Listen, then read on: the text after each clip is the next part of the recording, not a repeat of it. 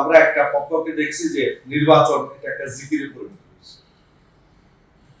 রাজনৈতিক ভাবে আমরা যেটা চাচ্ছি, দেশটা নতুন করে সংস্কার, শিক্ষা ব্যবস্থায় সংস্কার হোক,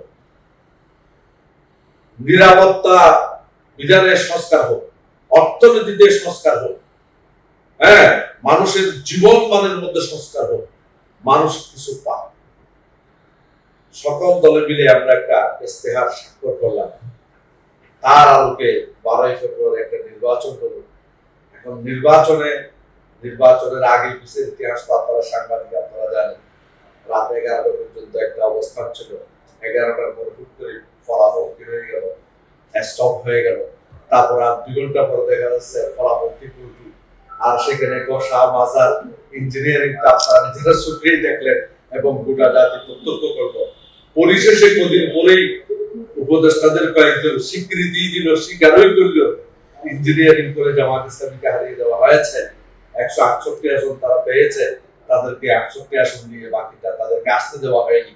এবং পরবর্তীতে দেখা গেছে যারা গভর্নমেন্ট পরিচালনা করতেছে তারা নিজেরাই স্বীকার করতে বাধ্য হয়েছে যে তারা ইঞ্জিনিয়ারিং ক্ষমতায় আসছে। ভালো মতো আমরা জাতিকে আর রক্তাক্ত দেখতে চাই না, রক্তাক্ত করতে চাই না, এবং সবসময় ময়দানে রক্ত থাক এটা আমরা চাই না। আমরা একটা সুন্দর, সুশৃঙ্খল, এখন পরিশীলিত একটা দেশ আমরা কামনা। দ্বিতীয় গণভোট, সম্ভবত চতুর্থ, জিয়া রহমান এই প্রথম গণভোট করেছিলেন, এরশাদ গণভোট করেছিলেন, খালেদা জিয়া গণভোট করেছিলেন। গিয়ে গণভোটটাকে অস্বীকার করল। এক মা থেকে 2টা বাচ্চা হলো, এক বাচ্চাকে স্বীকার করা হচ্ছে, আরেক বাচ্চাকে। রাজনীতিতে যদি এই কালচার তৈরি হয়, এটাকে যদি জাতি মেনে নেয়, তাহলে গোটা জাতি নড়বড়ে নিত। এখন তাদের মন মানসিকতা তারা বলে দিচ্ছে যে আমরা ইলেকশন কথা বলতেছে, হয় কি না হয়।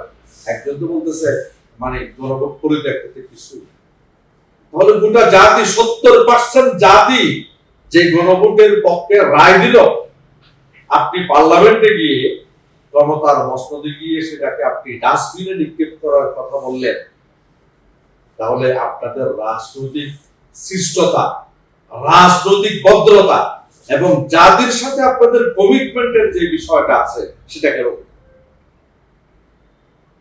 সব মিলিয়ে আমরা যেটা দেখতে পাচ্ছি, যদিও আমরা আশঙ্কা করছি দেশে কোনো আবার নতুন একটা ফ্যাসিবাদের অবস্থান তৈরি হচ্ছে কিনা, আল্লাহ জাতিকে এখান থেকে